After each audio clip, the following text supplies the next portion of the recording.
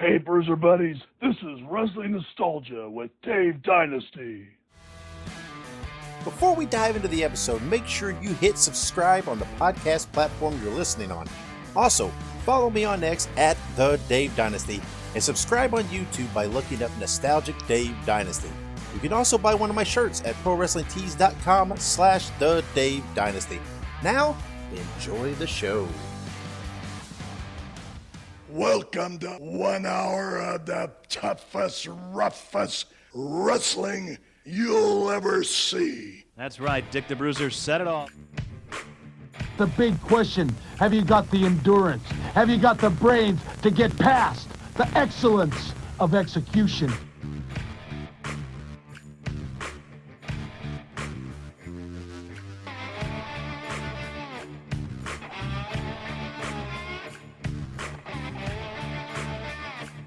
The reason why Axe and myself were put on this earth is to demolish people. Bobby Heenan, that is a very good-looking sport coat you've got on. Yeah, and I paid for mine. Mine isn't government issue. Hello, everybody. Lance Russell and Dave Brown right along ringside. And by golly, we're ready to go with another big week of championship wrestling. Greetings, wrestling fans, and welcome to Wrestling Nostalgia. I'm your host, Dave Dynasty. Thank you for joining me for another episode. Hey, guys, WrestleMania is fast approaching, so I hope that everyone has been watching wrestling that you enjoy, whether that is WWE or AEW, the Indies, Classic, or a little bit of all of it. Just watch what you like, watch what you have fun with. If WrestleMania is, a yearly holiday for you, congratulations, enjoy, it's coming up. It's not your bag, that's okay. Watch what is. Remember, let's focus in on what we love, and let's don't bicker about what we don't. All right, I got a great guest on this episode again. Returning is friend of the show, international playboy Bobby Colt. We talk about his run as Hans Mueller, his run in Indianapolis, Puerto Rico, and much, much more. That interview is coming up right after this break, so stick around. Hey, you bums, we have to take a quick break. Filsinger Games is a tabletop cards and dice game company that has enjoyed success for over 3 decades. Their first game was Champions of the Galaxy and was released in 1986. Champions of the Galaxy is a tabletop game that features professional wrestling over 100 years in the future. Humans, aliens, and monsters battle in the Galactic Wrestling Federation for belts. Legends of Wrestling features officially licensed wrestling cards featuring stars like Ted DiBiase, Jimmy Snuka, Harley Race, and many, many more, including game sets for independent promotions. Each match takes place in real time. The action is fast and furious, and all the things that happen in pro wrestling, like cage matches, outside interference, 3-man tag matches, they also happen in the games.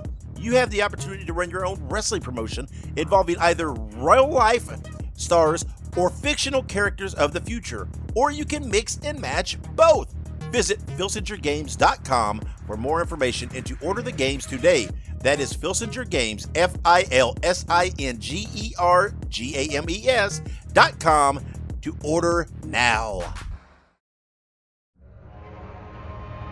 If you like horror movies, be sure to check out Dave Dynasty and Ike Isaacs on the Listen to Their Screams Horror Podcast. It is available on all podcast platforms and on social media at Listen to Screams. That is Listen, the number 2 in Screams.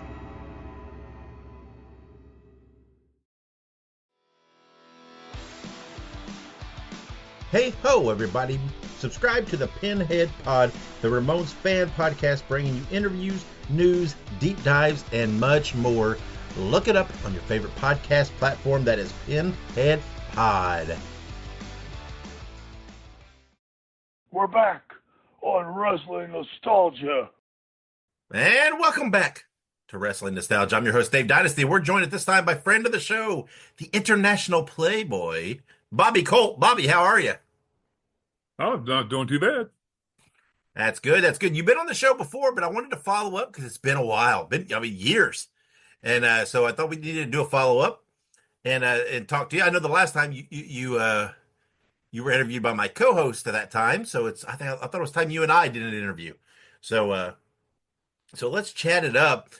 You grew up in the Midwest. When did you first discover wrestling? And when you did, who were your favorites? Who did you like to watch? Well, this is definitely going to age me. That's okay. That's okay. I started going to the matches. My parents started taking me when I was 5 years old. Okay. And so that would have been in 1958.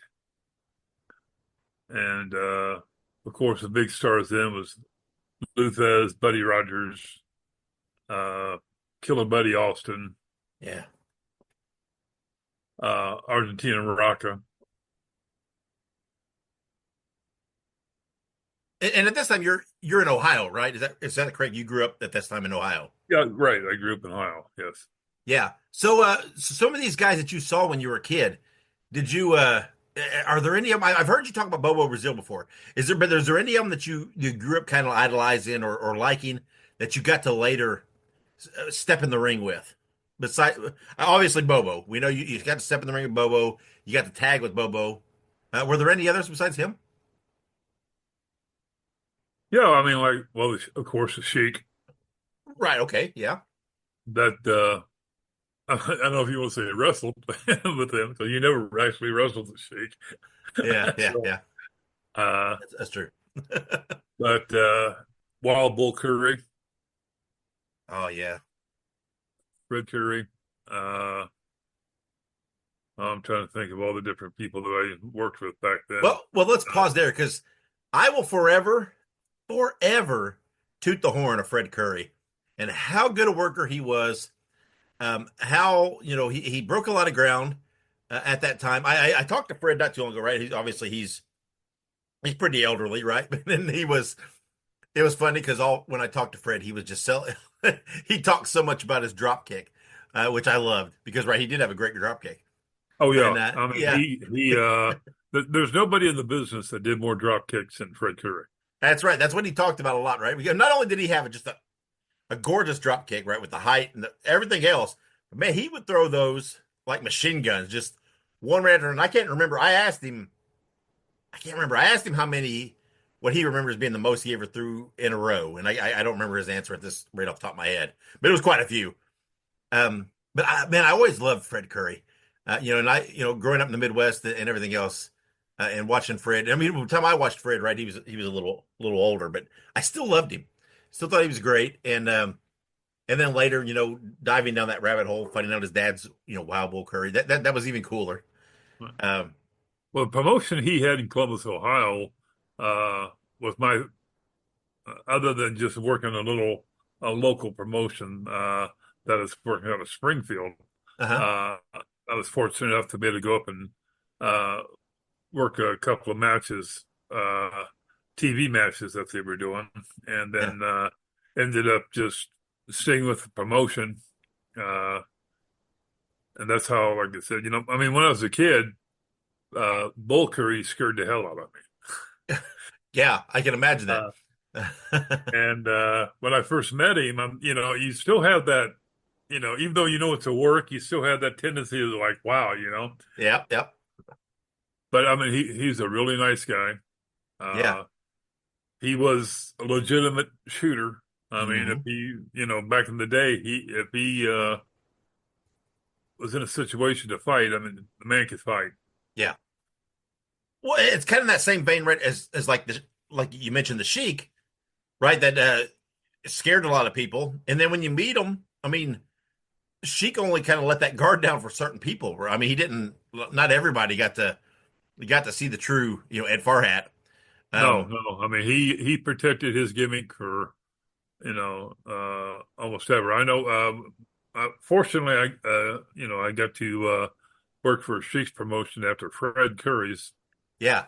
And Sheik he took a liking to me for some reason and stuff, and then I was able to travel with him for a whole summer around up in Canada. Yeah. I stayed at his house in Williamson, Michigan. Yeah. I mean, he was a great guy. I mean, of course, when I worked for him, it was towards the end of the promotion. So, there wasn't a whole lot of money to be made. Yeah, and that's a lot of people think that, right? But they talk about, like Detroit, big time wrestling. But they talk about Indianapolis, the WWA. Most of the video footage for both those is from the tail end. So a lot of people, that's what they think of. They think it's what it was, right? But both of those promotions, especially, at one time were major players in the wrestling business. I mean, obviously I'm very familiar with the WWE Indianapolis, and a lot of people, they only think of the 80s WWA, right? When it had settled down a little bit and nationalization was affecting everybody. But even in the 80s, they were drawing well, but in the 70s, the WWA was a powerhouse. Yeah. And same thing with big time wrestling. And same with big time. They were running both of those. The WWA and big time were running during those few years when they were running the, against each other in Detroit. They were both drawing 10,000 plus on the same night. Yeah. In Detroit, that's unreal. That'll never happen again, right? With two promotions running the same town, same night, and drawing that many people. Well, they always say a thing up there that Cobo Arena, the house that the Sheik built, right? And which is basically a lot of it. That's true because he when he ran the promotions, like you said, from the 60s to the 80s. Mm-hmm. They constantly had sellouts. And Cobo, loved him because he brought money in. Yep. In fact, I guess I kind of feel honored in a way when they built Joe Louis Stadium, right next door. Yeah. We were the first event to go in there, and I was in the opening match of that. So, it was kind of it was kind of like a little bit of an honor to me that I was the first person to ever perform in Joe Louis Arena. Yeah, right. There's a handful of buildings that, right, you think of when you think of wrestling, right? You think, the Mid-South Coliseum, Market Square Arena, different things, right? And to me, Cobo's right there, right? It's just, it's one of those that, at one point in time was a mecca. And of course, Detroit itself as a city kind of changed, and there's a lot of shifting stuff there. Right. But let's circle back to you, right? You always, I've heard, right, when you first were on the show, you were talking, when you got started, that you were more or less, you were self-trained, right? You kind of trained yourself by watching wrestling, studying wrestling, and then little by little, right, you got into some boxing rings with a few guys that worked and learned a little more, but more or less at your start, you were kind of self-trained. Is that, is that a fair assumption? Yeah. Because there was no schools. Right. Yeah. So I took and just would watch it on TV, study that, and there was magazines. There was at that time there was probably 8 magazines, I think, that came out every month. Sure. Yeah. And they were 50 cents back then. But right. And I bought every one of them. I went and cut grass and stuff like that just to get the money to buy the wrestling magazines. Yeah, right. And then I would study the pictures and, how they did the holds, of course, and that's how I got to know so much about all the different wrestlers. Mm-hmm. Sure. But, but there was a local gym there that back in the late 50s and early 60s, they used to hold the wrestling matches there. Okay.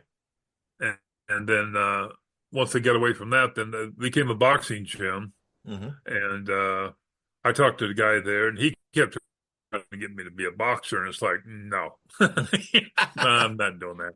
Yeah. And so he said, well, you can, you pay your dues, you can use the other ring, and he said that, to practice your stuff in. So I did that, and I had a couple other friends that was interested in the business, but never actually went on. And then even my first wife and stuff, I used her as a practice dummy. So, but yeah, drop kicks. I learned how to do that just by drop kicking the top turnbuckle. Yeah. And kept would take bumps and stuff and practice the holds. And then when I first got in, I BS my way in. Oh yeah, well I worked for Nick Gulas down in Kentucky, and I worked for so and so and Tennessee, and back then there was no internet, no cell phones or to call or whatever. Yeah. So they're just like, well, okay, and that's how I did with the Sheik. They were holding a show in Columbus, Ohio, at the fairgrounds. Yeah. And so I went down early, and there was nobody there but Sheik. Yeah. And I finally got his attention by calling him. I kept saying Sheik, and he just ignored me, gave me his act. And finally I said, Mr. Farhat, could I talk to you? Well, then all of a sudden, his head popped up, and I turned and looked at me. He walked over there. He said, first of all, let me tell you something. I said, yes, sir. He goes, don't ever call me that again. I am the Sheik. I said, yes, sir, you are. And so I told him, my little bull crap. And so he said, well, if you want to work, he said, I'll tell you what. He goes, I got a show next Friday up in Toledo, Ohio. He said, you come up there. If I like what I see, he said that I'll use it. If I don't, he said, I don't want to talk to you again. Yeah. Okay. Well, and when you first, right, you got your foot in the door, you said, pretty much from bullshitting your way in, right? And saying you worked here or there, whatever, got your opportunity. What, when you first started work, what name were you using at first? At the very beginning was, I came up with, when I worked for a little promotion, when I first started, I came up with the name Bobby Colt. Okay. Because, what I did was, I sat there and looked, I'm thinking, like, what can I do? Uh-huh. And, who was thinking of? And I was a Indianapolis Colt, back then it was the Baltimore Colts. Sure. Yeah. Uh-huh. I was a fan of Johnny Unitas. Right, of course. Again, dates me. Yeah. But, and the name Bobby, basically I took that from Bobby Shane. Okay, sure. Just from reading the magazines, never meeting. And I thought, it sounds like a good name, Bobby Colt, So I took it in whenever I went in, and they asked me, said, what's your name? I said, oh, Bobby Colt, And so that's been 48 years ago now. It's funny how that stuff happens, isn't it? Because it's like everybody now currently wants to think there was some magical inspiration for these names. Sometimes it's just like you got to come up with something, right? I mean, obviously, I've worked as and have gone by since Dave Dynasty, and at that time when it came up, it's like it's almost like this pressure of, well, what do you want to do? Okay, well, I don't know. I don't know what I want to go by. What am I going to go by? And so whatever hits your mind, some alliteration, right? Dave Dynasty. Okay, that sounds great. Just call me Dave Dynasty. I don't care.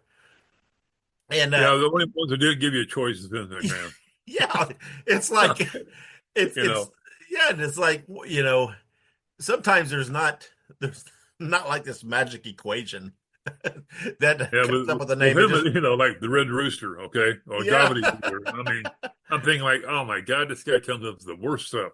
Yeah, I think sometimes he just came up with stuff just to try to prove that he could try to get something over that sounded horrible. I don't know. It's weird. Well, I worked for WWF back then, and never really got a spot per se. I was lucky enough to work WrestleMania 2 and WrestleMania 3. Mm-hmm. I don't know for sure. You know who Jerry Valiant was, right? Sure, of course, yeah. Yeah. Guy Mitchell. And Jerry and I became good friends and stuff. We traveled together, worked for the Federation. In fact, we're the ones that built the whole stage, set the ring up, and we did a dark match so the cameramen could get all their camera angles right and all that type of stuff. Yeah. And I mean, that was kind of a thing that, I thought, well, you don't get noticed for doing all that. Yeah. But it's like, but we did it. So, and Jerry is such an underappreciated talent. He was so great, but it's like, especially like in Indianapolis, he did so many gimmicks, so many different, whatever, I mean, it worked as, the guy Mitchell and as part of the Assassins and early on and then doing Guy Heenan and all these different things.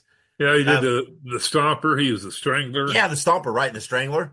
And then you're right. And then when it, hey, when they needed another Valiant, okay, well, hey, he's John steps in and gets to become a Valiant, and he gets to go to New York and be a tag champ. And he was so versatile. Yeah. And so, when they did the, I've seen the documentary thing that they did on the Valiants I saw on YouTube. Mm-hmm. They never even mentioned Jerry. They showed his picture, but they showed some of the different ones, but never mentioned that he was part of the team, that he was part of the tag team champions. When they got inducted in the Hall of Fame, he wasn't part of that. Yep. I thought all that was like a slap in the face, Yeah, I've long since thought that Johnny or Jerry, excuse me, gets lumped in with Johnny. So many times that people think, I don't know, they think it's just the same guy. It's so weird. I don't know. And then of course, again, WWE gets to write their own history. And if they don't have to credit, John Hill, Jerry Valiant, why should they? I guess. Right. But it's a shame. Because again, growing up in Indiana, I mean, Jerry Valiant was great. I mean, he did so much stuff. And that's not even mentioning the New York stuff. But let's talk about you. You told a story the last time you were on about, early on in your career, right? You were working some New York stuff, right? Some underneath matches that you got to work Ivan Koloff. Yes. And tell us about that, because speaking of underappreciated talents, Ivan Koloff, I'm such a huge Ivan Koloff fan. I think he is so absolutely amazing, or was, so absolutely amazing, excuse me, in his career and everything. What was it like? Because when you were working him, he's not far removed from that WWF title run. Ivan totally surprised me because, I was just a skinny jobber, when in fact, I'm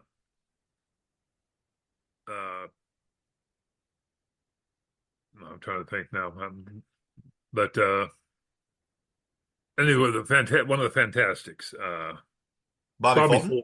Mm-hmm. And I was, just starting together, and we went up to do TV. Mm-hmm. But right.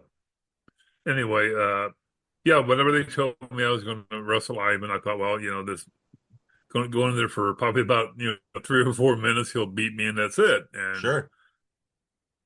He came up to me, and back then they didn't, or even up into the 80s when I first worked for the Federation, you didn't sit there and plan your whole match out. Right. It was done in the ring. Mm-hmm. And it was based on what each of us felt about the other guy, what we could try to do. But anyway, but Ivan came up, and he just sat there. He said, "Just follow me, kid, and listen." And I go, "Okay," And I went out there, and he took hip tosses, he took drop kicks from me, he took body slams. We did some fake pins, and I'm thinking like, wow, this guy's calling this for me to do to him. You know what I'm saying? Yeah. But he was the nicest guy from what I hear, years later, because I never really got to be around him after that. But sure, he treated everybody the same way. I mean, with a lot of respect. He was they always called him Uncle Ivan. Sure. Yeah, that's what you hear throughout his career, right? He was all the way up to his death, right? How he was such a giving guy, a helping guy, wanted to pass along his knowledge, his experience. But I always thought he was such a great talent. And I love that he had a nice little run in Indianapolis for the WWA. Yeah, he was a here for a while. He was a Yeah, WWA champion here, and yeah, every place a man win. I mean, he was prominent in the promotion. He wore the belts. yep, yep, Of course, was never NWA champion, but there's only a few of those. sure. Yeah, but he was still, I mean, still a major player, right? I mean, he was tag Oh champ yeah, oh and yeah, everything yeah. else, And right? I mean, and the guy could work. Sure, yeah, And he, like I said, he was given in the ring. He didn't just job people out bad. right, yeah. And And he's a that, very religious man. right, yeah. And it's funny that, people that I mean, if they don't know much about him, right? I mean, he's not Russian, he's Canadian. And Right. and yeah, I mean, what a guy. But going back to your early career, right? You were doing a lot of enhancement work in Ohio, and then in Michigan for the Sheik, and like you mentioned, everything else. But then you went to work for George Cannon in Ontario, as Hans Mueller. Right. Was this kind of the first notable push that you got in your career? Yes, because I was I was just doing jobs for Sheik and stuff, and I will say the Sheik at the time and stuff. Like I said, he took me under his wing and stuff. He was trying to teach me stuff about promoting. Mm-hmm. In fact, I promoted some talent in Ohio that I got for him and stuff. But there was just no money there. Sure. Right. Yeah. So Don Kent called me up one night and he said, "Bobby, I got a deal for you." Mm-hmm. I said, "Okay." He said, "George is running shows in Canada and Newfoundland and stuff." He said, "The guy that we had up there, Von Hess," he said that he's not working anymore. George wants a German. Okay. And I said, "Okay." He said, "The deal is you're going to have to shave your head." And I had long hair down, almost to my shoulders. I'm thinking like, "Oh my God." Oh yeah. And I already had a beard, not real long, but but anyway, Okay. so Yeah. he said, just shave your head, dye your beard black, and get the outfits and stuff. And he said, George will use you. Mm-hmm. I said, okay, that word used kind of get me into Yeah. some different things. Sure.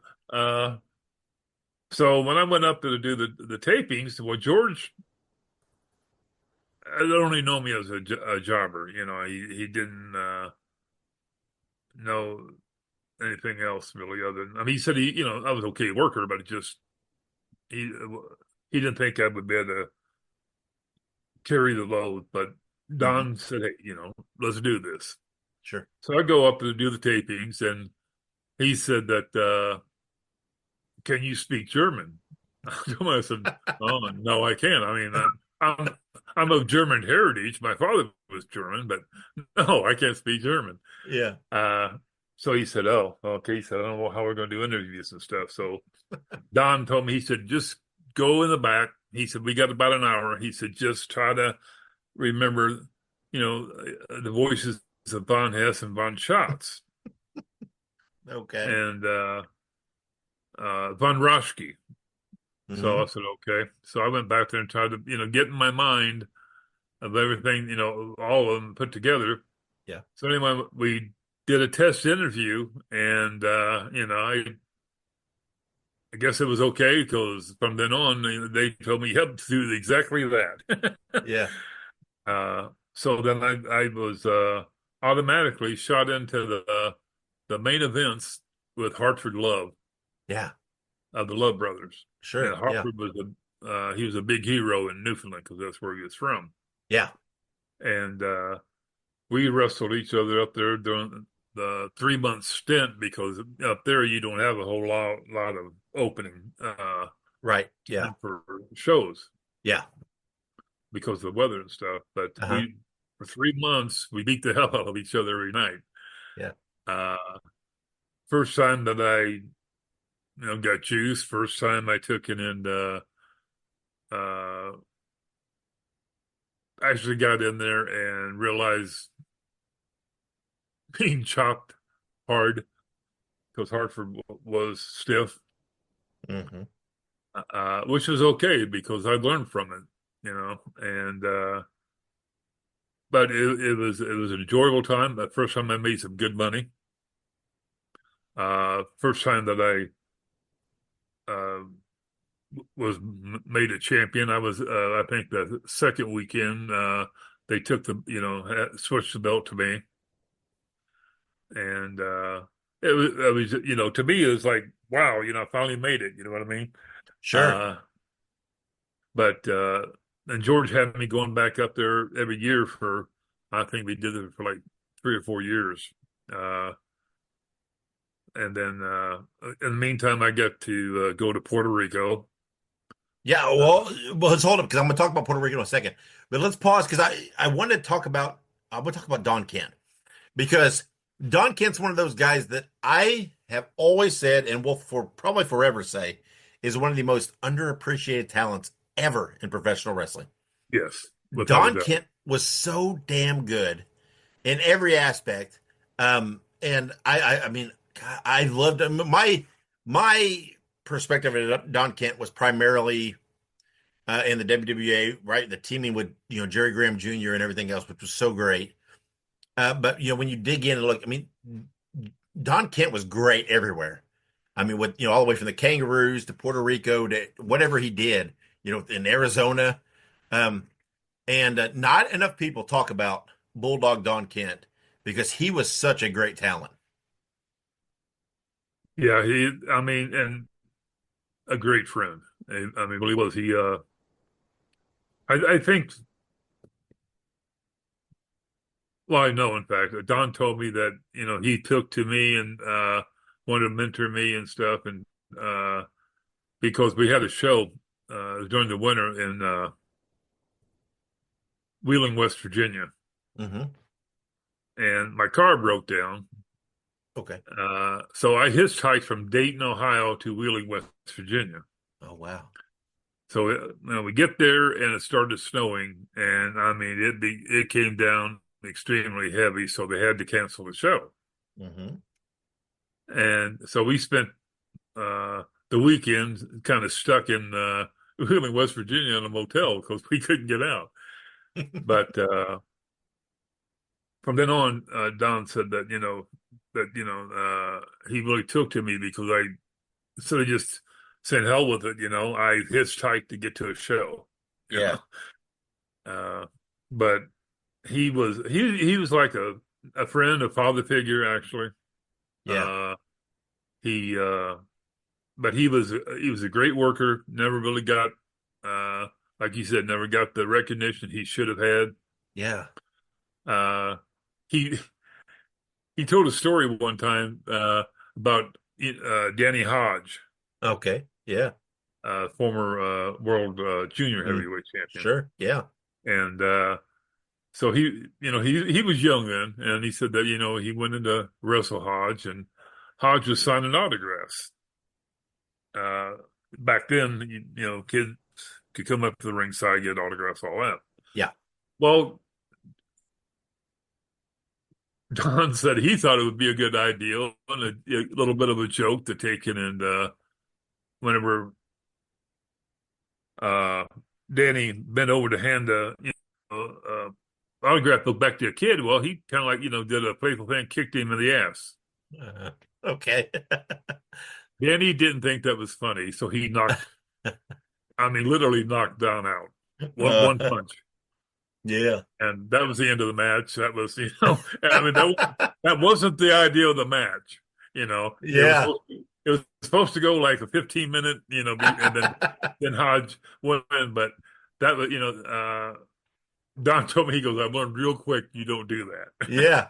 Hodge, obviously, right, known for, whatever, being able to crush apples with his hand and having this. Oh, yeah. The man was, but like Don said, he said, I remember kicking him. He said, and that's all I remember till I woke up in the dressing room. Yeah, that's funny. And But, well, you mentioned, right, you brought up Puerto Rico, right? And right, and in '81, right, you were in Puerto Rico, and you won the Caribbean title from Jack Brisco.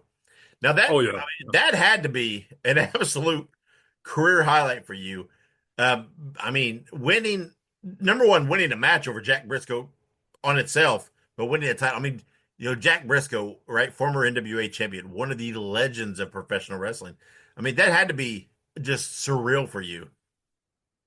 well, I was amazed really because I mean, all I knew was because on that day we did two shows. We did one earlier show on the one side of the island, and then we did the evening show there at San Clemente Stadium in San Juan. Mm-hmm. The earlier show, they came out and told me I was going to do a 45-minute Broadway with Jack Brisco. Okay. And, of course, I'm thinking to myself, what? What am I going to do I don't know what the hell to do for 45 minutes. Okay. Yeah. But Jack, we got in the ring. Jack told me, he goes, just listen to me. I said, okay. And we did the 45-minute Broadway. Okay. And to me, I'm thinking like, wow, that in itself was cool to me to be able to do a Broadway with former world champion, Sure. Yeah. So we went to San Juan that night. And then we just before went off the ring, because there we had separate dressing rooms, so you couldn't talk to anybody. Okay. The referee would bring a thing over, so okay, this is the finish, and you did the rest of the ring. Yeah. So the referee came over and told me, he said, hey, Hans. I said, yeah. He goes, Jack wants to know what you're going to use for a finish. I said, what? Do what?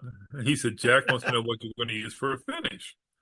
Well, you know how in the business people rib each other and they rib the younger guys and all that. So here I'm thinking like, okay, yeah, right. I'm going to win the belt with Jack Brisco, sure.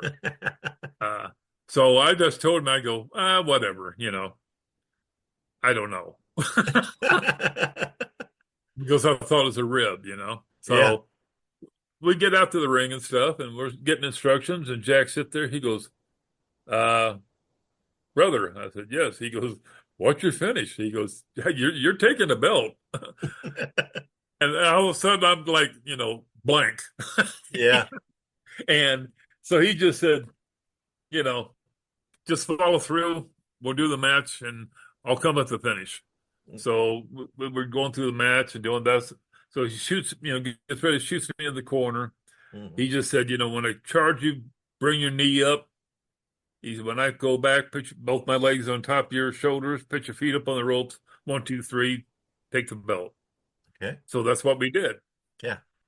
And, but, in the meantime, I'm like, wow, I can't believe I'm doing this, Sure. Yeah. And Jack was another guy that amazed me, that how giving he was in a match.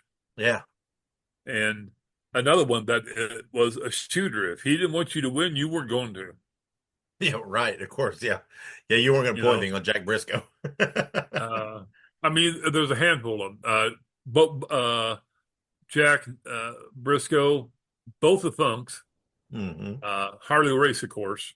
Sure. Yeah. Of course, you heard the story with Andre. Said there's only 2 people that he was ever scared of. One of them was Harley Race. Yeah. I venture to guess everybody was scared of Harley Race. I mean, let's face it. You look at the guy and you think like, okay, Yeah. but his work ethic and the fact that he could go if he really had to. Yeah. Now, speaking of Harley Race, did you? You obviously did you encounter him in Indianapolis? He came in for that run in Indianapolis. Did you encounter him anywhere else? Where did you cross paths with Harley Race? Yeah, Indy was the only place that. Okay. Yeah, figured. I had any association with Harley.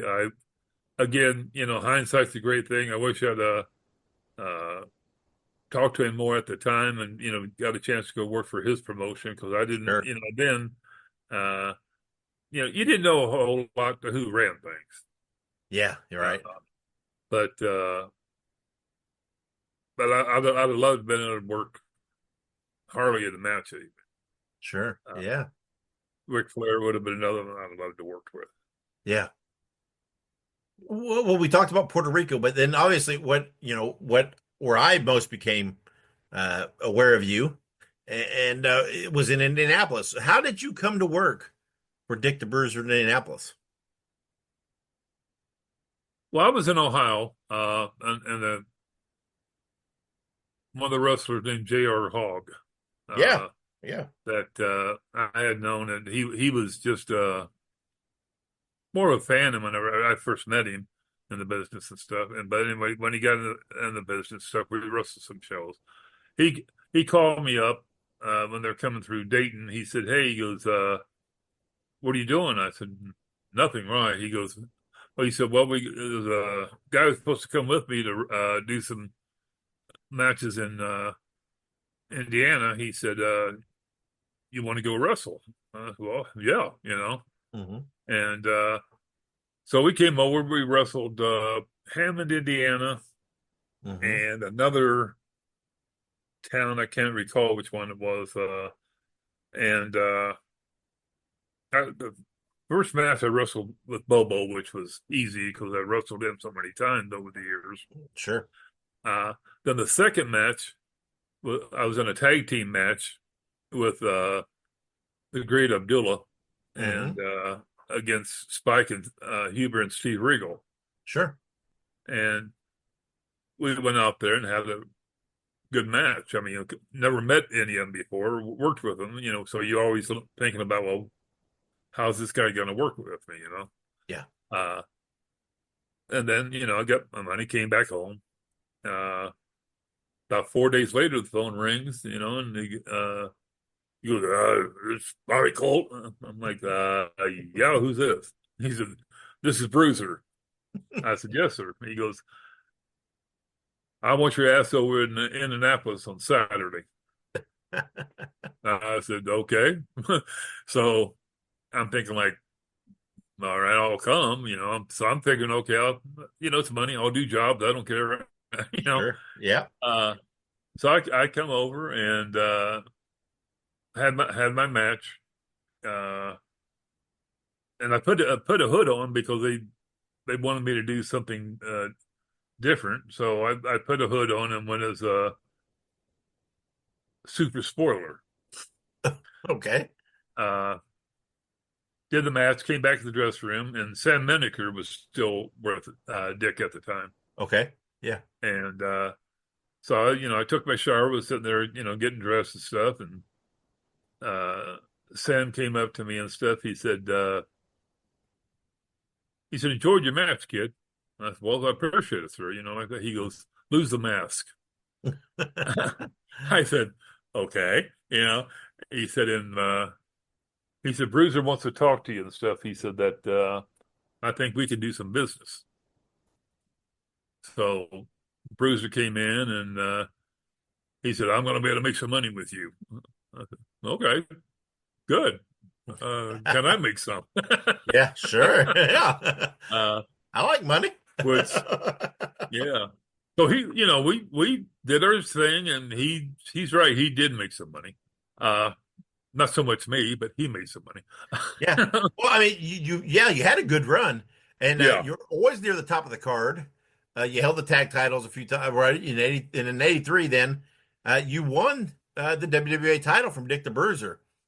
And Right. What I want to ask is, what was it like working for Bruiser at this time? Because he was never known as much of a bumper. No. But in '83, right, he was definitely not bumping a whole lot. So what was it like working with Bruiser in the '80s? It was just basically brawling. Yeah. Okay. Me taking the bumps. Yeah. The taking and but whenever what I liked with Dick and stuff, I mean, he wanted to work stiffer, which was good because I mean I was, by the time I got to that point in my career, I wasn't real light. I was more of a stiff worker because the people were so close. Right. Yeah. In my mind, I want these people to believe in what I'm doing. Yeah. Hit me because I'm going to hit you. Yeah. Okay. As long as as long as it's not in the face, I don't care. Chest, back, whatever. But yeah, we took it, and he was different to work with. It was kind of like working with Sheik without getting jabbed with an object. Yeah, right. One thing I've always said about Bruiser is he understood where the money was made, and that was in Dick the Bruiser chasing the title. Right? Yeah. He would always drop it to whoever the top hot heel of the time was, and then do the chase, which obviously eventually he would get the title back, and then he would drop it to the next hot heel. And so people see, whatever, 13-time champion Dick the Bruiser, and they think, what an ego. Now I don't think that's what it was. He understood that people like to come and see him try to get that title back and get his revenge. Right. Chasing the title was more than him having it. Yeah. And it worked, right? I mean, with so many guys, whoever the hot heel at the time was, and at that time, right, it was you. You held the title. He was chasing you, right? Eventually would get. Well, actually, I believe maybe I'm wrong, but I think you dropped it to Spike, didn't you? Yeah, I dropped a Spike in a cage match and in and out. Yeah. Which obviously, at that time, Spike was kind of an extension of Dick. Yeah, I mean, just a short time later, things went. Yeah, there. went south, right? There was always the issue with Dick and the son-in-laws. Yeah, but I wanted to. After I got the title, I mean, again, I didn't know until that night that I was going to take the title. Yeah. Because what happened was, we did it at the Armory. Mm-hmm. Most of the shows. Yep. Well, I guess we built that up enough that they sold so many tickets that they had to move from the Armory to the convention center. Oh, yeah, okay. Which made me feel good. Sure, right, yeah. Because people wanted Bruiser to see me, get my brains beat out, basically. Yeah. But yeah, I mean, I felt good that I was part of the thing, that we sold enough tickets that we had to move to a bigger venue. Yeah.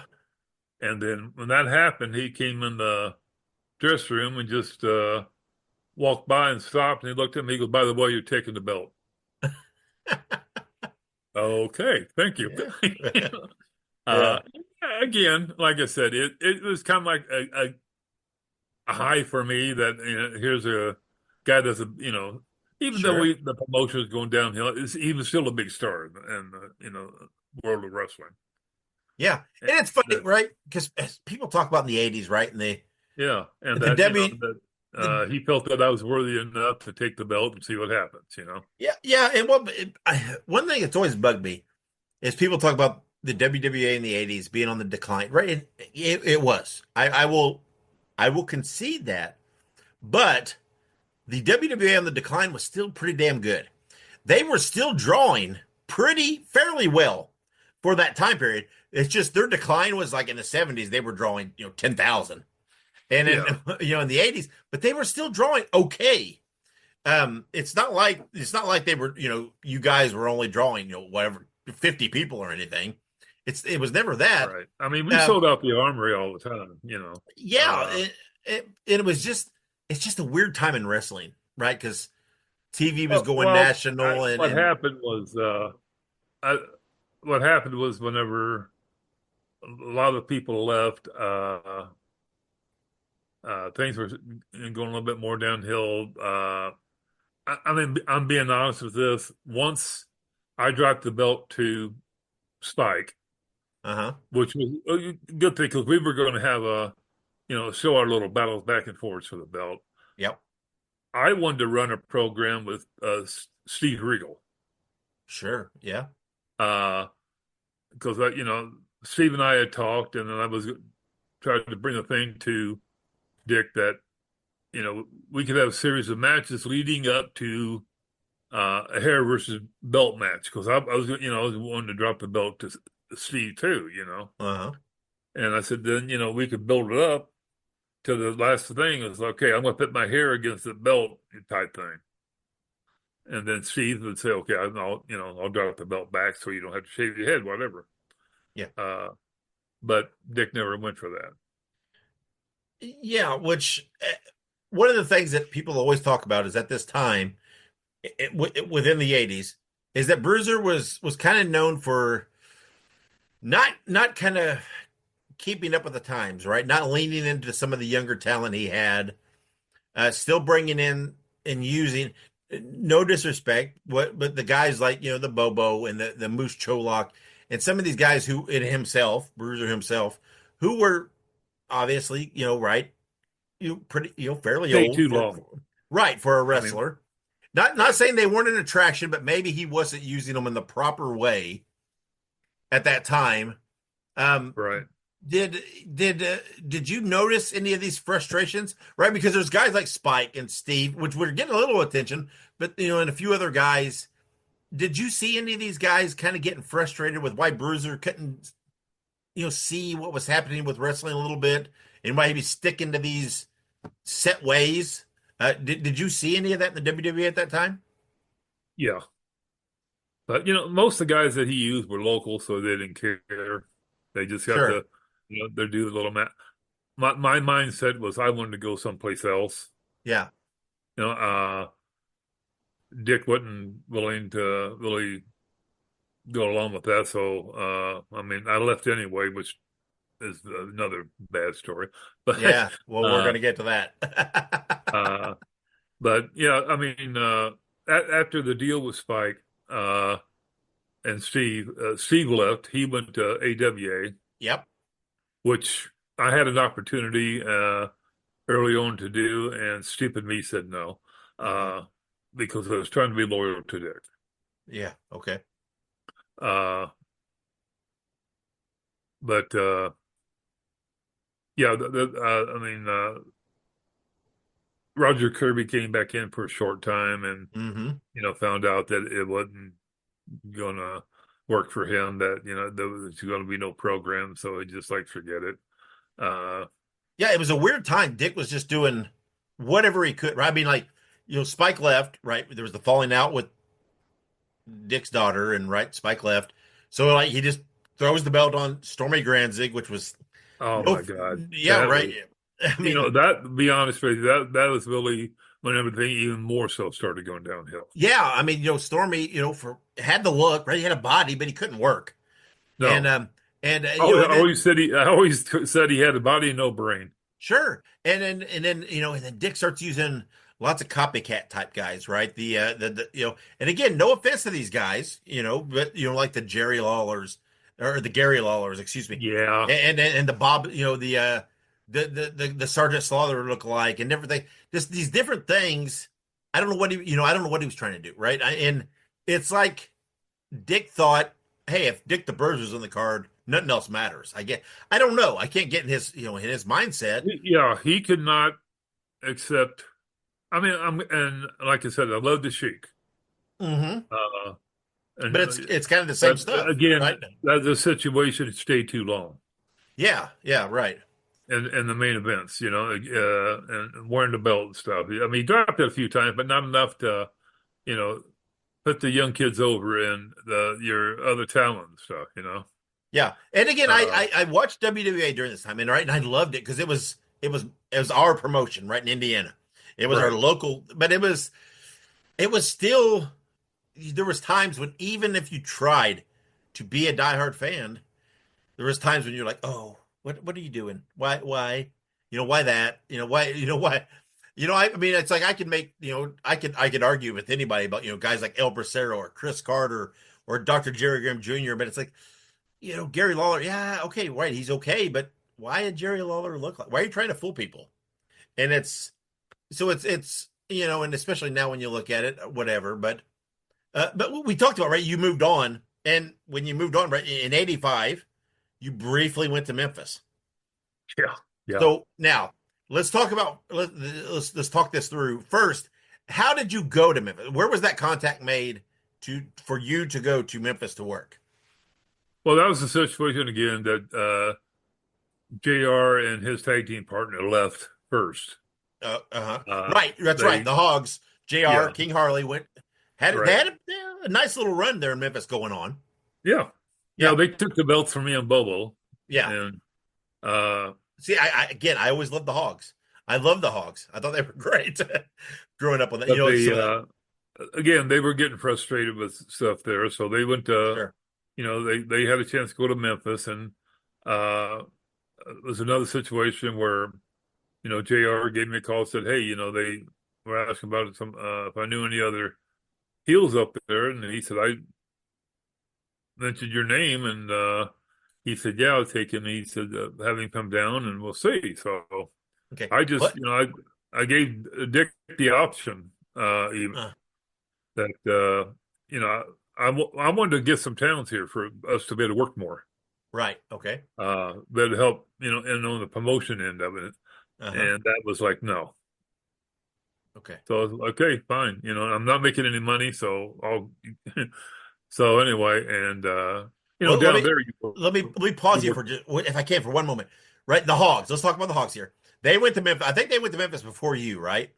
And Right, yeah. they were working. Now, eventually, right, the Hogs are working, and then all of a sudden, the King Harley's gone. Is this when is this when he went to WWE and did the Cousin Junior thing? Yeah. Okay, that's what I'm Dumbass. thinking, right? And and left JR there. Okay, go ahead now, right? And so the Hogs are there.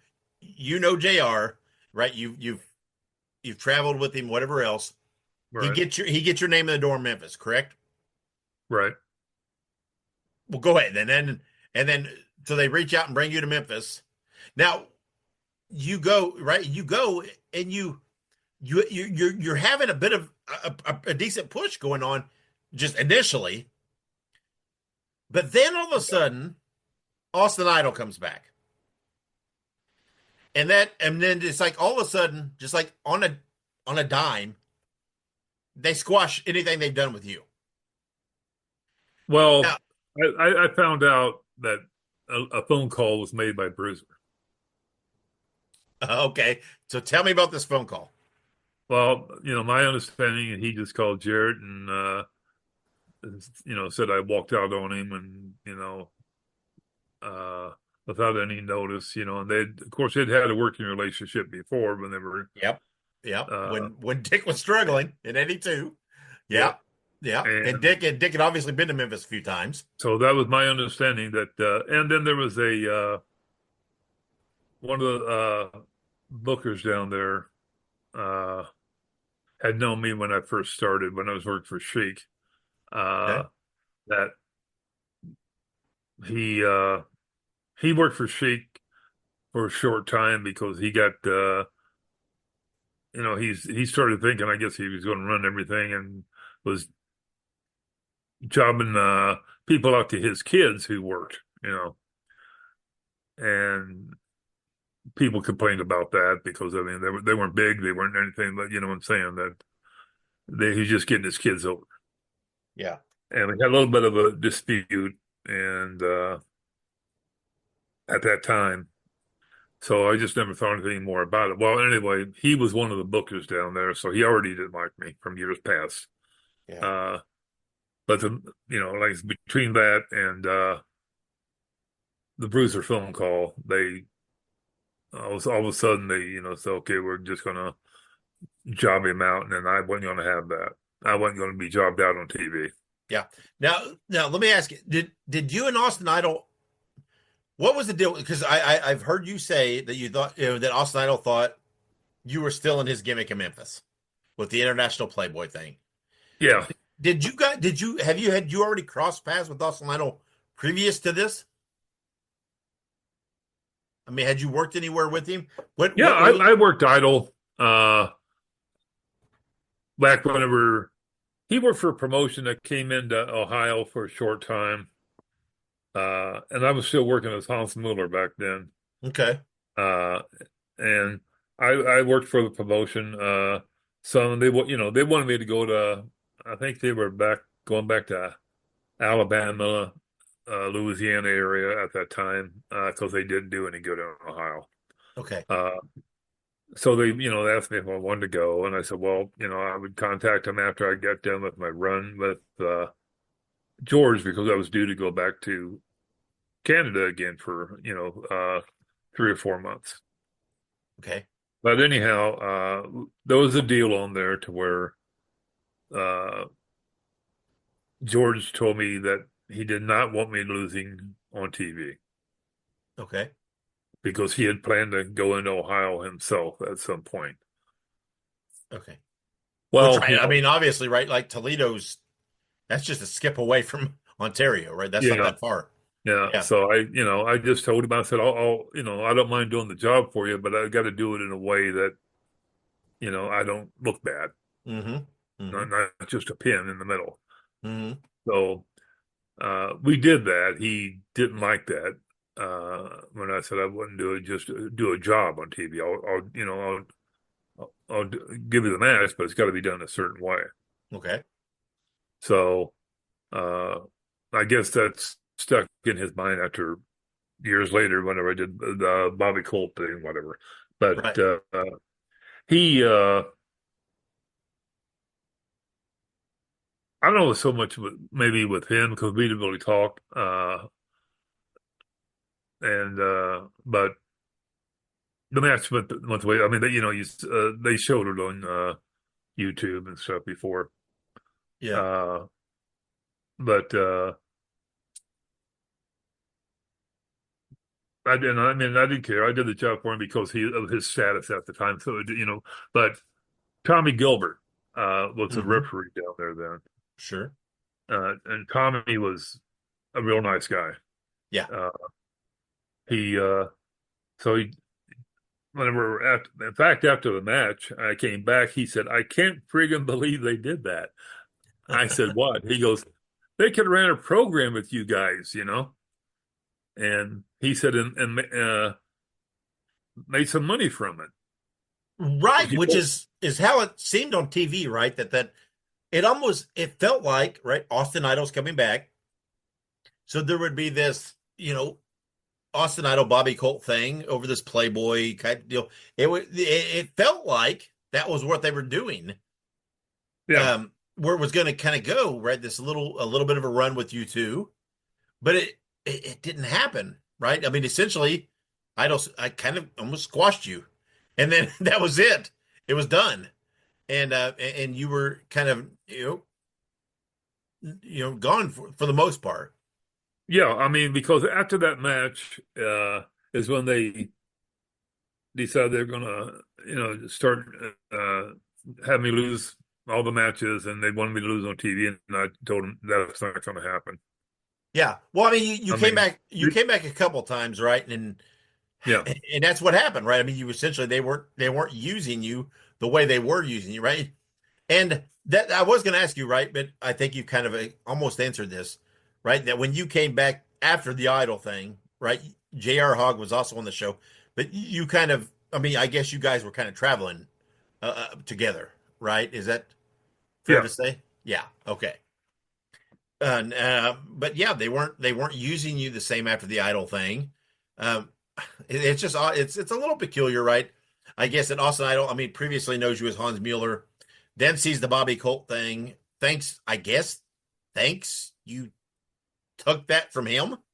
I guess I don't know. Even though, I mean, you whatever it might be, but obviously it was just the idea. Like I said, the combination of I think the Bruiser phone call, the right, yeah, with the booker that I'd had some heat with, I guess, years earlier. Yeah, and Austin Idol's he's a name in Memphis, right? He'd been in and out, right, so many times, right? He had some clout in Memphis, and it is what it is, I guess. It was just so weird because like you were there, looked like they were kind of got to get behind you, and then it's just like as soon as it kind of started, it was gone, and then here you were, Austin Idol kind of squashes you, and it's just a little peculiar when you watch it in hindsight and how it worked out. But I mean, you've been in business long enough to know that you take it and I don't play politics good. Yeah, that's why I never went into politics because and I felt that I wanted to protect my international Playboy Bobby Colt image, and that's why I refused to lose on TV. Yeah, because I know if they did that every friggin' week, they were going to have me do a job for somebody.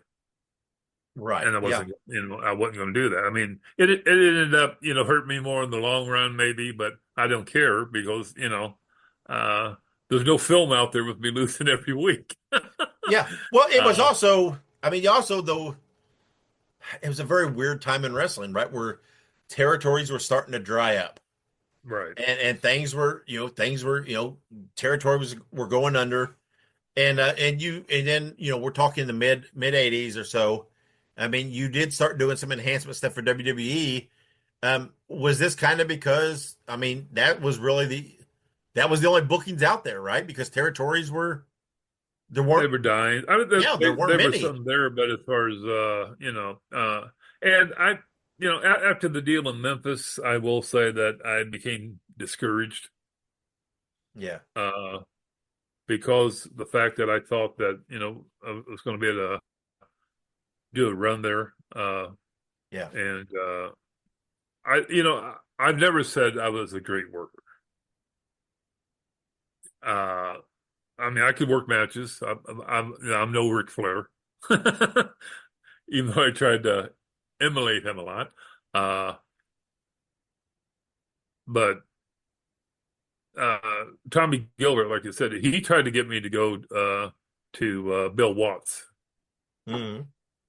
And I told him, I said, Tommy, I said, right now, I said, I just need to take a break, the way everything is gone, I'm just discouraged. You know what I mean? Yeah. And then, in hindsight, yeah, I probably should have went to Watson and seen what happened there because a couple of friends I had, the Davidson brothers worked some for him, and they made money and enjoyed it. But of course, back then, there's, if you lost communication with somebody, you couldn't just get on the internet and find them. Yeah, right. But again, that situation there, though, that Jerry Valiant was a part of getting me in with the Federation because he was given the job of setting the ring up in the Midwest. Yeah. And he said, "Hey, you want to go along? Help me with the ring and do, they'll do some other stuff." Well, it's like, hey, I'll do that. So, we did that. They didn't have an announcer, so Pat Patterson asked me. He said, "Do you have a suit jacket and all that kind of stuff?" I said, "Well, yeah, I do have." He said, "I need you to announce." He said, "You think you could do that?" Well, I give it a shot. All right. So I went up there and did the announcing for the matches and stuff. And then that was my job for a little bit, doing announcing. If we went to a place that had an announcer, they showed a referee that I was refereeing matches. Yeah. Then Pat started to put me in matches, opening matches and stuff, or fill-ins for somebody else. And I started having a little bit better feeling, thinking like maybe, this might be something that could build into something. Yeah. Well, Pat and I got along okay, and the history of what they say about Pat and all the type of stuff. Yeah. Pat never approached me in any way other than a respectful manner of the business. But anyway, Pat took it in. He had me in matches that I was doing Broadways with other wrestlers, which, again, like I said, maybe kind of feel like maybe this is a step up. Yeah. Then we did the 2 WrestleManias, and then Jay Strongbow was back in the picture there as one of the officials. Mm-hmm. Yeah. Jay and I, for some reason, had not liked each other. He didn't like me. I don't know what I didn't have a problem with him, but for some reason, back in the Sheik days when he was working for Sheik, he didn't like me. I guess he thought I was one of Sheik's boys or whatever. But in any case, that carried on. Of course, I'm not the only one. Jay screwed over a lot of people. He ruined a lot of careers. But whenever he was in the picture, then that's when I noticed that I wouldn't get matches. I take it into wouldn't announce or referee. I just sat around. When Pat was there, then it was a different situation. So it was just going to be a cluster, and then between WrestleMania and the next time we worked was 4 months. Yeah. And I decided, I can't live like this, Yeah. Well, and talk to me when Jerry Jaffe, Jerry Graham Jr., bought into WWA, moved it to Toledo or Detroit and then Toledo, did the Bruiser Bellum. Was there ever any talks about you doing anything with them? Or what was I took it and I did what I thought was right at the time. I called Bruiser, and just I kind of apologized for, hey, I did give you the option and you never, responded with me other than, no, I've got other things I'm going to do, and I said that I kind of felt disrespected with what I've done for you, as far as the promotion goes. I said, but I'll be the man. I'll apologize for, walking away, Yeah. I said, even though I felt that I was right to do so. Okay, well, you had your chance and stuff. And he goes, we got people we need. He goes, we need you. We'll call you. Fine. I'm just trying to, be the man in this situation. Yeah. Yeah. So, I didn't bother with, I didn't have Jerry's number or anything anyhow, or, Don Kent's anymore, because, over the years, people change numbers or whatever. Yeah. So I figured with Dick in on it wasn't going to do me any good anyhow. Sure. Yeah. So I just let it go. And I've talked to Jerry quite a bit on the Facebook since, in recent years. And he's like, I would love to have you up there, Yeah. Yeah. And he said, Dick wasn't the only one making decisions and stuff. Yeah. Well, right. But he was part of it. So therefore, there would be a conflict there, Yeah. Well, and you kept, you worked a little longer, right? Worked some independent shows in the Midwest, right? You worked, particularly for, PWI, WCWO. You did a lot of work for those guys in Indiana. But what ultimately led to you end up hanging up the boots and retiring? Yeah. After I was on the, as far as, I guess, total, when I finally retired, I had almost, 40 years. Yeah. When I actually said that this is it. So, never made it to the top, what I considered, WWF, NWA. If I went to the AWA, I guess in my own mind, I'm thinking that I think I could have did well there. Yeah.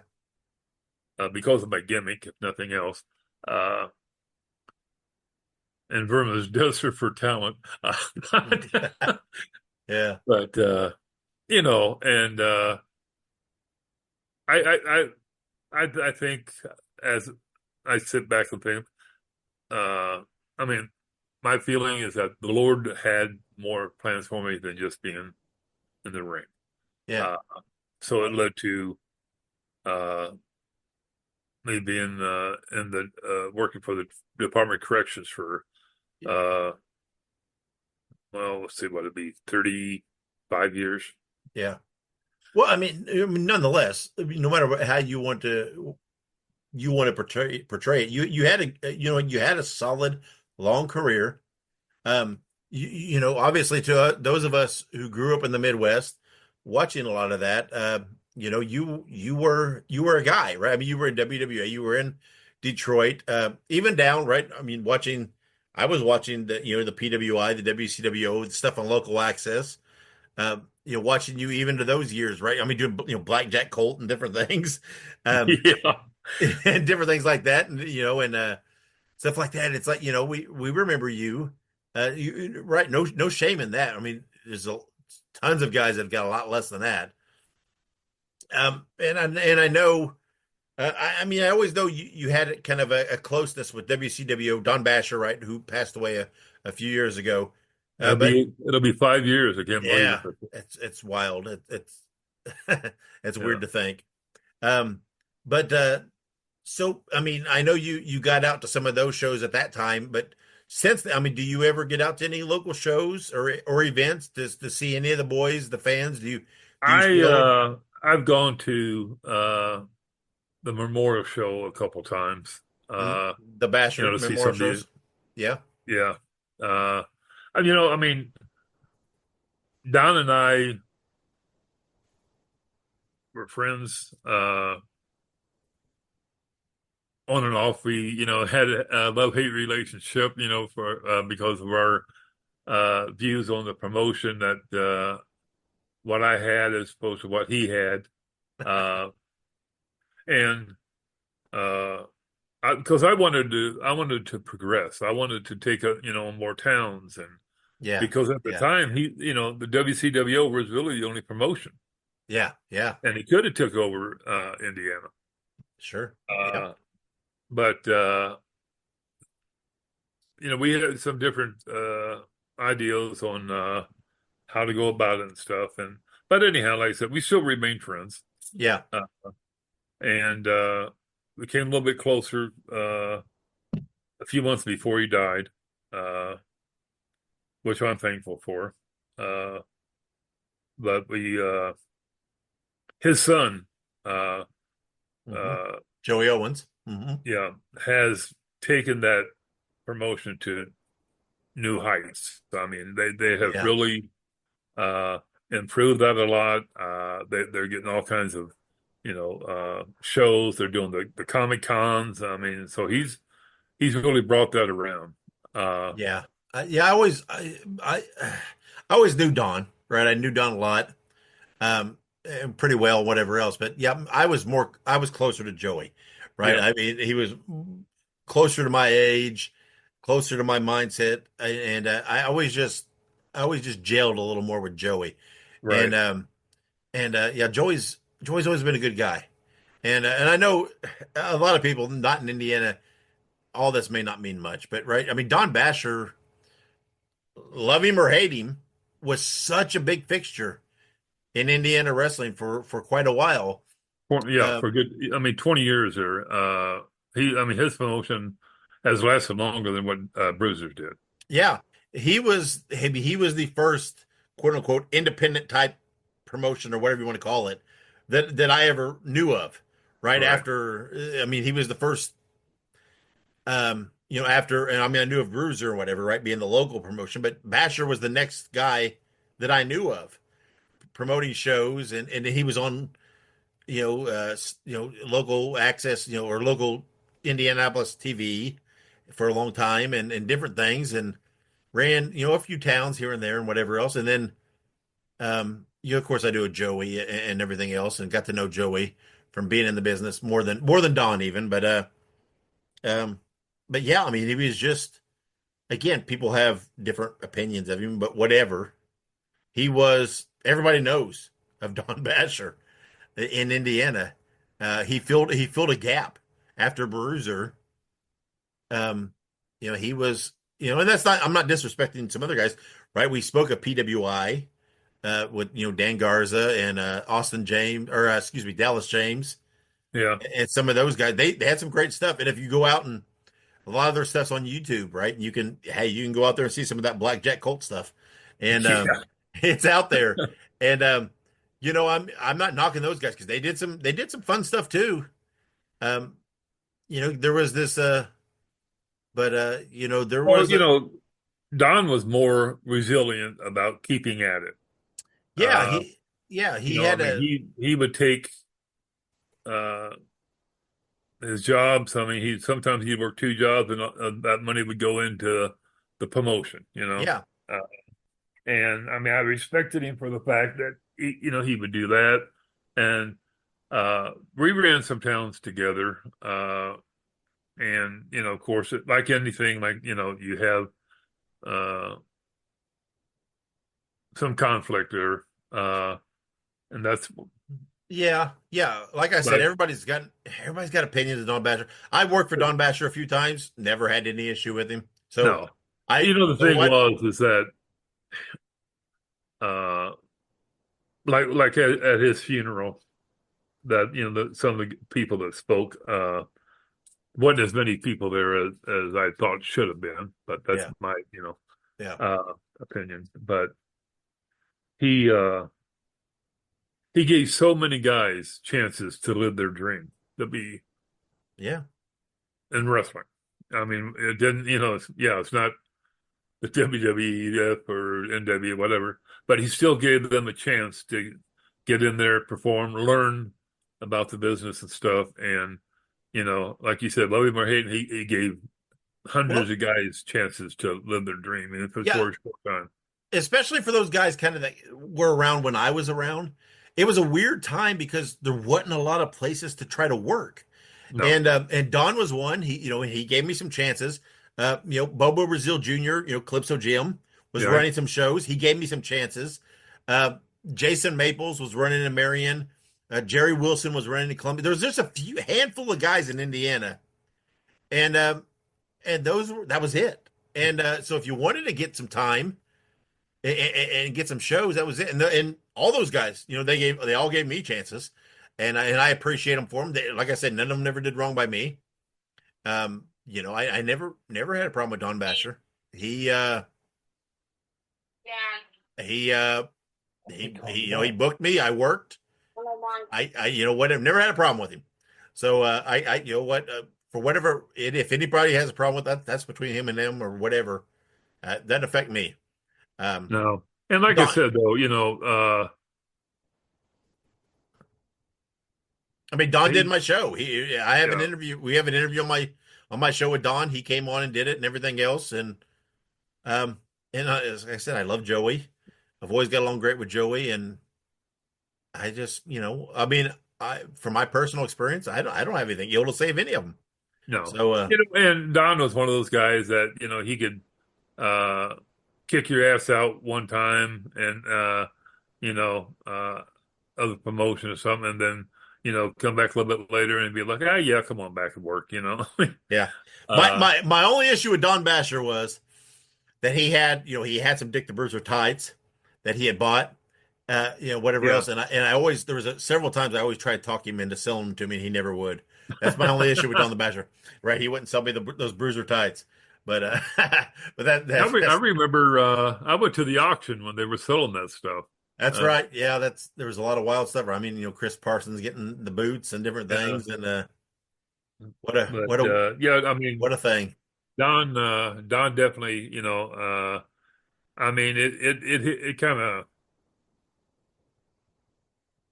was a shock because I know he had been sick some. I went down and the promotion a few times and talked to him. He wanted me to do some matches and stuff, and I told him, I said, well, I'll think about it. I said, but I said, you need to start taking care of yourself, and had some issues. We would talk on the phone and stuff like that, and had no idea that was going to get to that point. But I remember the last thing I told him, I said, if you don't start taking care of yourself, I'm going to come down here and kick your ass myself, And again, I know a lot of this doesn't mean anybody to anybody that's wasn't in Indiana, didn't know. But if nothing else, bottom line, Don Basher always respected the history of Indiana wrestling. Did lots of shows where he honored guys like yourself and other guys that worked for Bruiser, worked for WWA, he did a lot of that kind of stuff where Right. he would he paid tribute to what paved the road and the past and the history. And again, I know a lot of people, if they're not from Indiana, the name Don Basher, it's like they don't, that may not mean anything to them, but everybody's got every place has got that kind of guy, right? That logo promoter.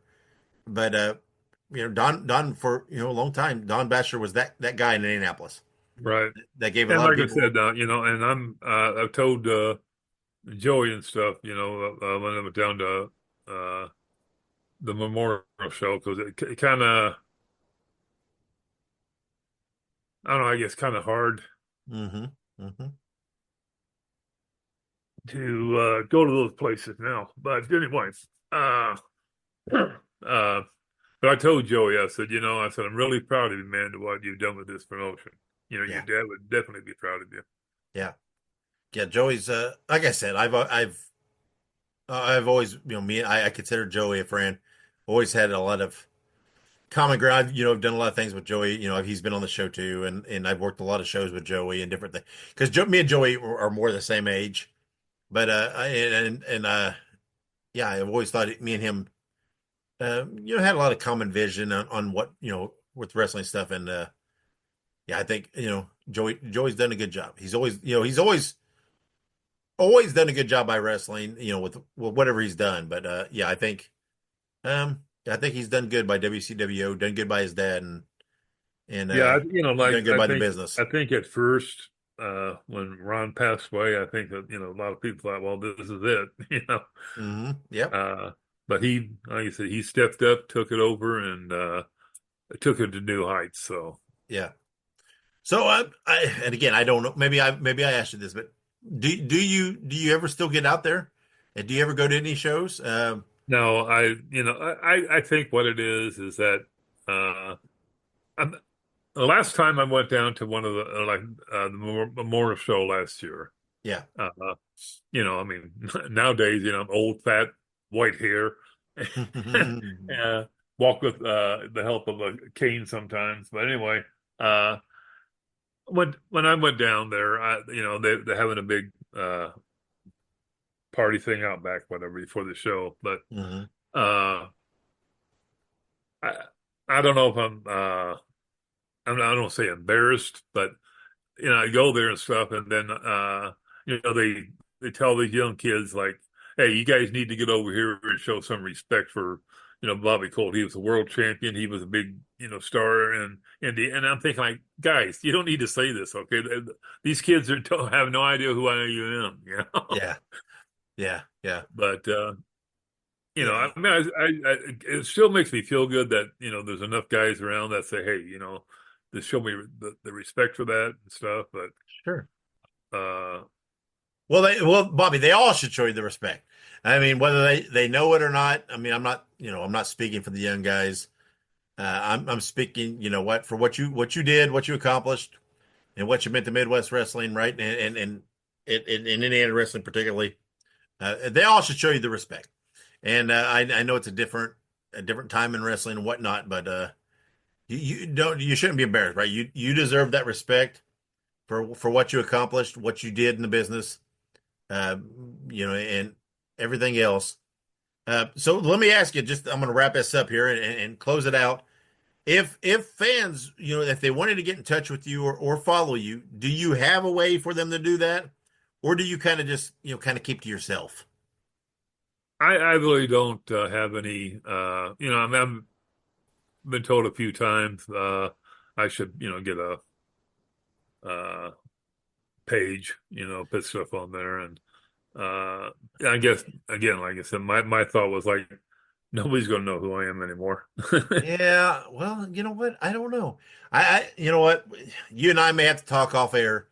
I think there needs to be a Bobby Colt page on Facebook or whatever, just for people to, like I said, I mean, you deserve some accolades.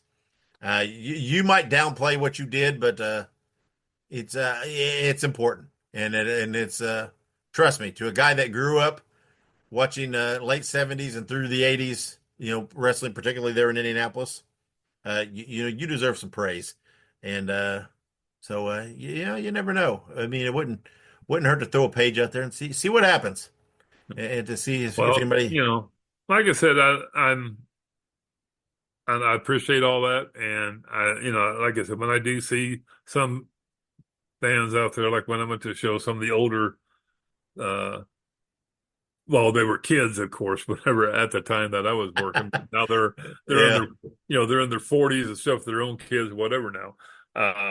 But they take it, and that still feels good in a way. Whenever somebody say, "Oh, that," I still remember the cage match you and Spike Huber had. It was great. That's right. That's right. But I remember a few years ago, right? I went to a show in Ohio, one of the Bobby Fulton show that he ran, right? And there was all kinds of guys, right? There was Shane Douglas's and all these current guys, right, and everything else. But I went, and I was excited to see a few guys, but the one guy that I was so excited to see was Flying Fred Curry. And when I went to that show, I mean, bam, straight to Fred Curry, and I was like, dude, I love you. I loved watching you. You were spectacular. And I stood there and talked to him, I don't know for how long. And it sparked a nice little friendship with Fred. And I was very happy for that.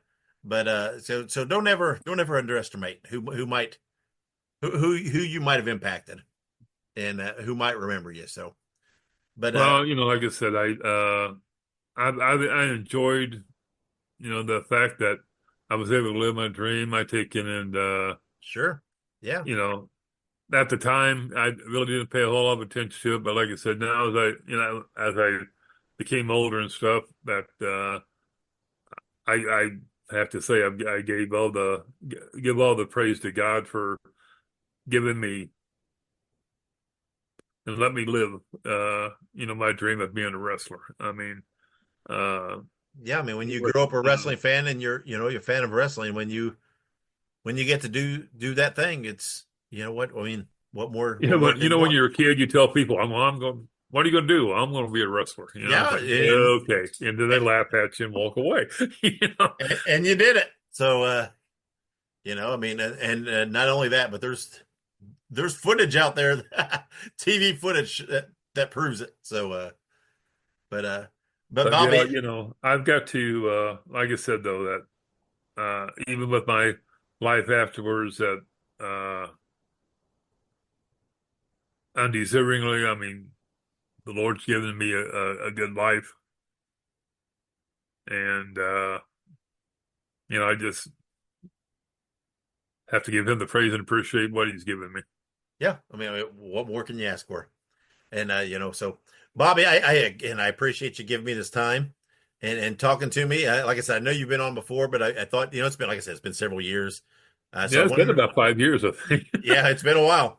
And I wanted to revisit and talk about it again because I just felt it was important. I felt it was important that people got to hear from you again. And so I appreciate it. It's always fun talking to you. And I know I rabbled on. There was a lot of no. That's what I want. A lot of different stories here that I could have gave you instead of just rambling on. But that's the stories are what we want. So that's the fun part. Hey, you bums, we have to take a quick break. Hey guys, Ray Russell here, curator of the WrestleCopia Podcast Network, inviting you guys to listen to many of the programs here as part of the WrestleCopia brand, including, but not limited to, the Wrestling Memory Grenade, currently covering the 1988 and the WWF project. You can also listen to the Regional Wrestling Podcast, where we talk the territories, whether it's Jamie Ward with Georgia 81, Roman Gomez with the UWF in 1986, or Gene Jackson covering Memphis in 85. 3 projects going on right now over there at Regional Wrestling. You can also listen to the Wrestling Stoop with the legend himself, Bob Roop. Bob goes back in time each and every week, covering not just his career, but countless stories and interactions with hundreds of wrestling names spanning his 2 decades in the business. But that's not all. You can also check out the Puro Wrestling Academy with the professor of Puro Resu, Mr. Dan Ginnity.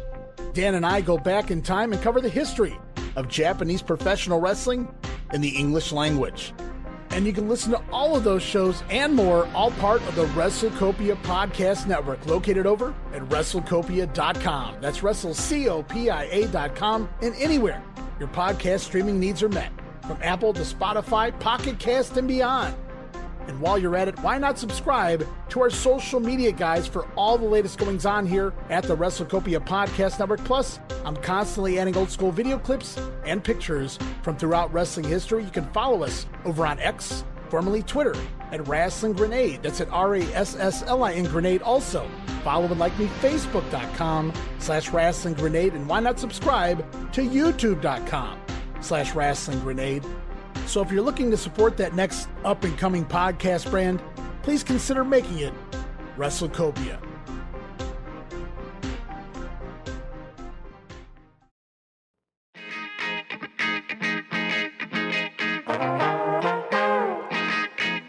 Hey, it's Bob Smith, and guess what? The Outdated Wrestling Hour is now part of the WrestleCopia Podcast Network.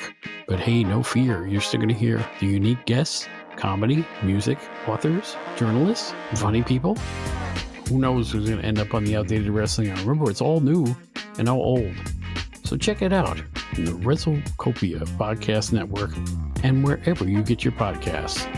Listen if you know what's good for you.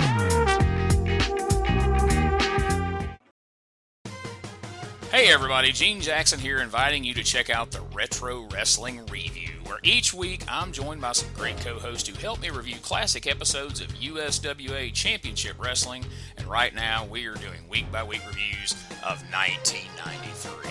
But we don't just do reviews, sometimes we get a chance to interview some of the people who were there and lived it, plus do watch-alongs. It's a lot of fun, so check out new episodes that drop every Wednesday at WrestleCopia.com.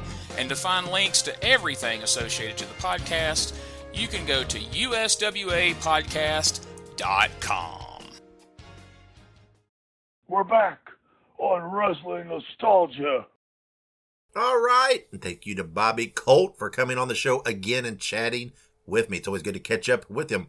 Guys, remember to follow me on social media. I'm on pretty much all of the platforms. Just look for Nostalgic Dave Dynasty or at The Dave Dynasty, all one word. One of those two ways, both ways, whatever, you'll find me. Go check me out and follow me. Also, go check out all of the WrestleCopia networks of podcasts. You can find them on your preferred podcast platform by giving them a search, or you can go to WrestleCopia.com. Also, be sure to check out my friends at the Ultimate Classic Wrestling Library. Go to ClassicWrestling.net to sign up and then download the app on all of your smart devices. Guys, next episode, my guests will be Richard Vicek and Steve Verrier, authors who will be talking about their upcoming book from Crowbar Press titled Wilbur Snyder, the World's Most Scientific Wrestler. I am so looking forward to this book. This is going to be the perfect companion piece, in my eyes, to Richard's Bruiser, the World's Most Dangerous Wrestler biography he did, because, of course, you know, Bruiser, Snyder, partners in Indianapolis with the WWA. Cannot wait to see this book, to read this book about Wilbur Snyder. And I also cannot wait for next episode to chat with Richard and Steve about that book and their process in creating it. Guys, thank you for joining me. Thank you for listening. Thank you for subscribing and supporting. And until next episode, wherever you go and whatever you do, be good, be safe, and always keep on growing.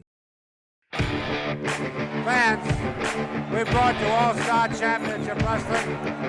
This is Sam Maneker thanking you for being with us and saying until next time, so long everyone. Wrestling Nostalgia is copyright Dave Dynasty, Bruiser voice done by John Lawson.